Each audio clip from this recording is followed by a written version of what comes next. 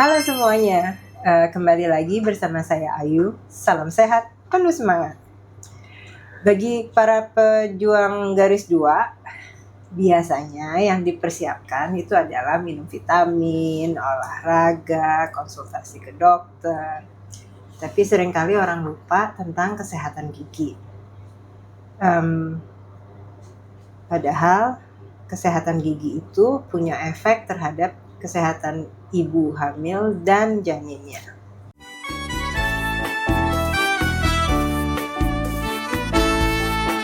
Sikat gigi cukup 2 kali, habis sarapan dan sebelum tidur.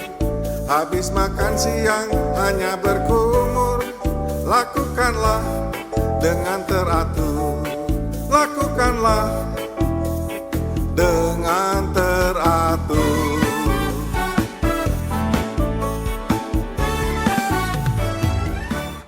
Hari ini kita akan bahas bersama Dr. Gigi Babang Nursasongko dari Klinik Utama Jakarta Dental Specialist atau JADES. Selamat bertemu kembali Dr. Bambang. Selamat bertemu kembali Mbak Ayu, terima kasih. Salam sehat untuk semua. Dok, sebetulnya ya sebelum orang itu hamil, adakah yang harus dipersiapkan dari sisi kedokteran gigi? Tapi sebelum pertanyaan selanjutnya, saya penasaran tadi dengan istilah pejuang garis kedua itu maksudnya apa ya? Pejuang garis 2 itu karena kalau test pack, kalau positif itu garisnya 2. Oh. Kalau negatif garisnya 1. Jadi mungkin maksudnya pejuang garis 2. Pejuang garis 2. Oh, saya pikir garis kedua apa ya? Garis 2. Iya, oke. Sebetulnya bagi mereka yang mempersiapkan kehamilan, itu apa saja sih yang harus disiapkan dari sisi kedokteran dental? Karena begini, sebetulnya ya karena kehamilan itu bukan kondisi yang ideal untuk memulai perawatan pada kasus-kasus yang sudah berat. Karena itu, bila sebelum hamil itu sudah ditemukan, maka tentu perawatannya akan menjadi tidak terlalu berisiko.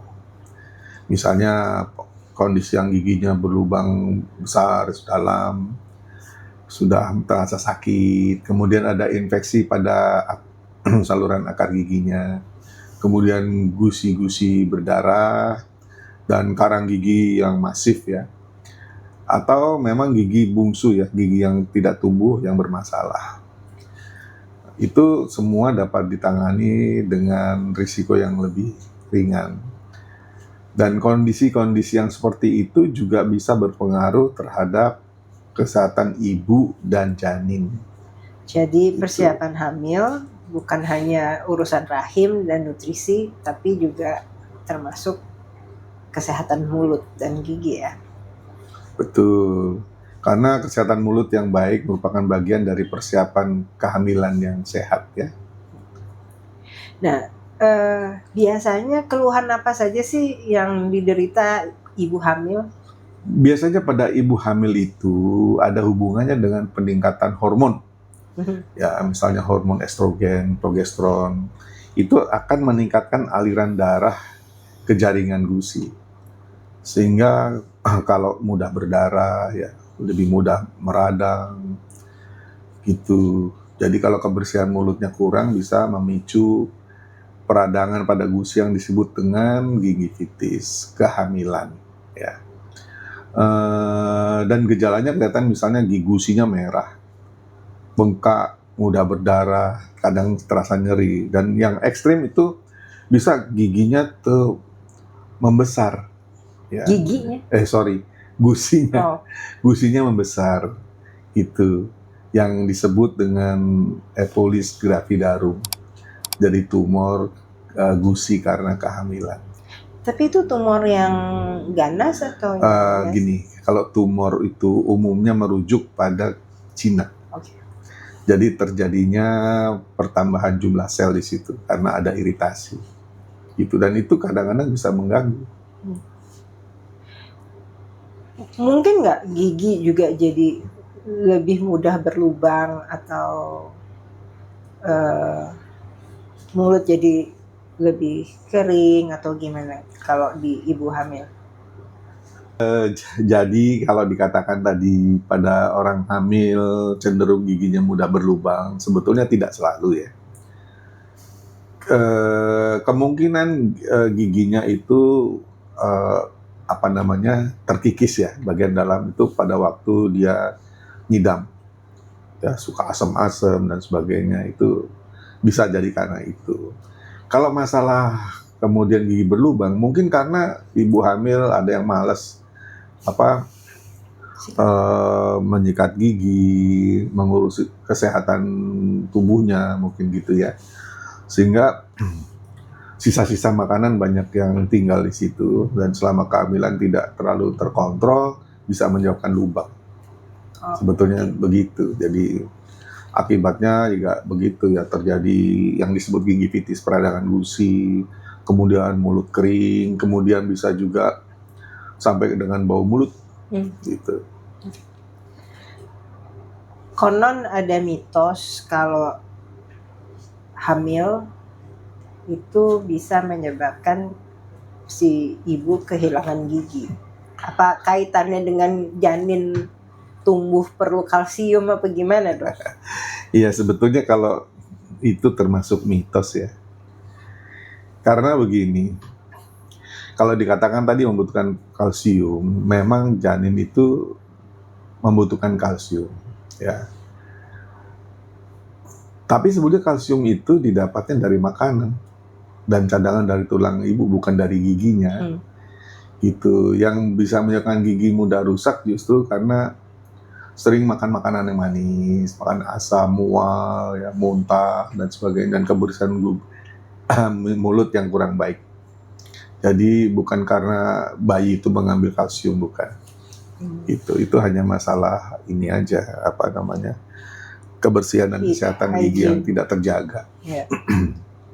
Nah, infeksi yang tadi dokter sebutkan, itu seberapa mempengaruhi kehamilan sih? Jadi beberapa penelitian itu menunjukkan adanya hubungan antara penyakit gusi atau disebut dengan periodontitis yang berat ya dengan meningkatnya risiko persalinan prematur. Oh. Jadi ada bayi-bayi yang lahir prematur kemudian diperiksa ibunya, diteliti, ternyata memang insidence dari kejadian dari penyakit gusi itunya tinggi. Ya, jadi bisa menjadi selain prematur juga bisa bayi itu dengan berat badan yang rendah serta komplikasi kehamilan yang lain. Itu ya. Jadi menjaga kesehatan gusi merupakan salah satu langkah yang dapat membantu mengurangi risiko tersebut. Gitu. Jadi nggak bisa dianggap enteng ya? Ya. Sekarang kapan waktu yang tepat untuk memeriksakan gigi? Idealnya begini, idealnya tentu sebelum ada rencana hamil ya. Jadi apa yang dilakukan biasanya tentu diperiksa kondisi giginya, jangan sampai ada yang gigi yang karies ya, yang berlubang yang sudah lanjut. Yang dini pun harus segera diatasi. Kemudian membersihkan karang gigi. Karena karang gigi itu tempat berkumpulnya kuman dan juga bisa pemicu terjadinya yang disebut dengan gingivitis dan penyakit periodontal ya, periodontitis. Kemudian juga pada gigi-gigi yang sudah mengalami kematian pulpa, bahkan sampai dengan abses ya, ada nanah, itu harus harus dirawat. Kemudian juga kalau sudah indikasi dicabut, harus segera dicabut. Dan juga memberikan edukasi. Bahkan ada beberapa rumah sakit yang pasien yang pergi ke ahli kandungan ya, ke obgyn, itu disarankan atau dirujuk oleh dokter kandungan tersebut ke gigi untuk dilakukan pemeriksaan. Nah, kan nggak semua orang mempersiapkan kehamilannya. Banyak yang tahu-tahu hamil gitu. Kalau udah hamil gimana?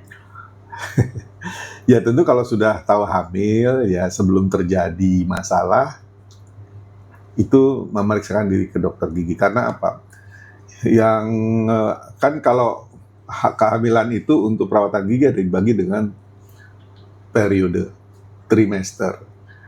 3 bulan pertama, 3 bulan di tengah, dan 3 bulan di akhir. Yang relatif aman itu adalah pada trimester kedua, tengah ya.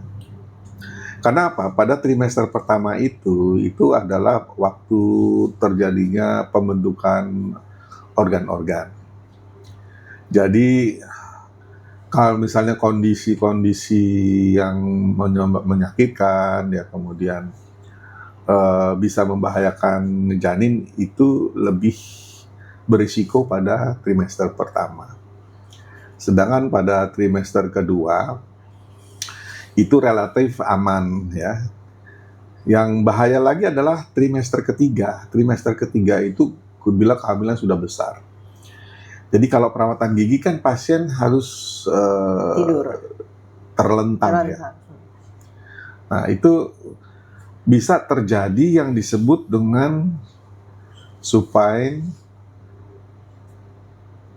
hypotension syndrome, yaitu tertekannya pembuluh darah balik yang disebut dengan vena cava inferior ya, dari kaki ke jantung oleh beban berat bayi pada waktu dia terlentang begini, sehingga bisa menyebabkan terjadinya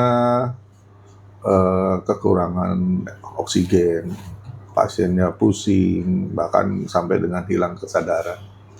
Dan dalam waktu yang lama tentu karena kurangnya pemompaan darah ya, bisa terjadi yang disebut dengan hipoksia, kekurangan oksigen pada bayi. Tentu itu menimbulkan risiko yang berat ya.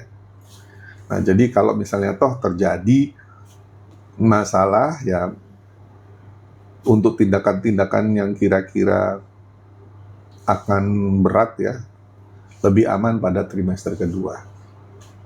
Gitu. Saya ada pertanyaan. Selama ini kan ada orang-orang yang melakukan premarital check sebelum mereka nikah. Apakah pemeriksaan gigi termasuk dari itu?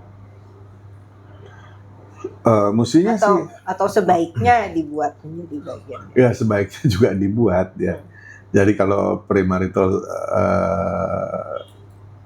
screening ya disebutnya, itu kan untuk hal-hal masalah kesehatan tubuh dan faktor genetik juga ya, sehingga ada kelainan-kelainan genetik yang bisa terdeteksi.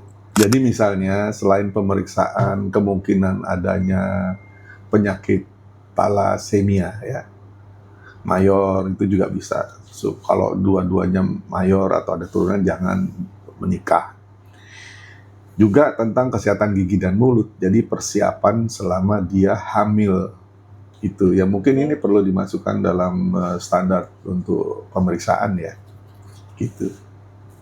Kita idekan. Kalau memang ada beberapa sejawat obgyn yang mengirim itu ya mungkin hanya pengetahuan pribadi, tapi sebetulnya secara umum saya belum pernah dengar ada standar di kedokteran pun kalau misalnya pasien mau hamil itu harus memeriksakan gigi dan mulut. Ada tips yang bisa dilakukan bagi ibu hamil nggak, Dok? Ya tipsnya itu tadi harus menjaga kebersihan dan kesehatan gigi dan mulut supaya jangan sampai terjadi masalah pada trimester yang harus ditangani, misalnya pada trimester pertama maupun ketiga. Ya, jadi kalau misalnya harus mengambil ronsen ya, ronsen itu kan sebetulnya radiasinya bahaya juga. Sekarang tuh dengan adanya apron ya, artinya pelindung dari PB, itu lebih memungkinkan untuk dilakukan tindakan pengambilan ronsen foto pada wanita hamil. Walaupun tentu hanya untuk kasus-kasus yang memang betul-betul tidak bisa dihindarkan lagi untuk diambil foto ronsen. Nah, cuman yang menjadi bahaya itu adalah bila ibunya itu merasa sakit yang hebat ya. Itu bisa terjadi kontraksi misalnya. Nah, jadi itu yang bisa menyebabkan juga terjadinya hal-hal yang tadi, lahir prematur dan sebagainya. Kalau untuk pasangan yang sedang merencanakan kehamilan, tipsnya apa? Ya, tipsnya tentu jangan tunggu sampai sakit giginya ya. Dan masukkan pemeriksaan gigi itu sebagai bagian dari program persiapan kehamilan. Jadi kehamilan sehat itu dimulai dari ibu yang sehat, termasuk kesehatan gigi dan mulutnya. Karena kelihatannya persiapan ini sederhana ya, kalau hanya memeriksakan gigi itu. Tapi dapat mencegah banyak masalah selama 9 bulan ke depan. Ya. Gitu. Nah, luar biasa bahasannya kali ini. Hari ini kita belajar kalau kesehatan ibu dan bayi itu juga dipengaruhi oleh kesehatan gigi dari si ibu. Juga pemeriksaan itu sebaiknya dilakukan sejak sebelum hamil, dan kalaupun saat kehamilan sebisa mungkin di trimester kedua. Ya, jadi yang kalau misalnya yang tadi yang pertama itu pembentukan organ ya. Kemudian yang ketiga itu lebih ke arah fisik ibunya. Ya. Apakah dia kemudian merasa kesakitan, terjadi kontraksi dan sebagainya gitu. Bisa memacu ke lahiran ya, lebih prematur. dini. Ya. Dan itu memang sudah ada laporannya. Karena saking sakitnya gitu akhirnya terjadi kelahiran prematur. Jadi teman-teman yang pejuang garis 2, jangan lupa pergi dulu ke dokter gigi sebelum memulai programnya. Gitu. Terima kasih banyak Dr. Bambang atas ilmunya hari ini. Sama-sama Mbak Ayu, mudah-mudahan bisa mencerahkan. Ya.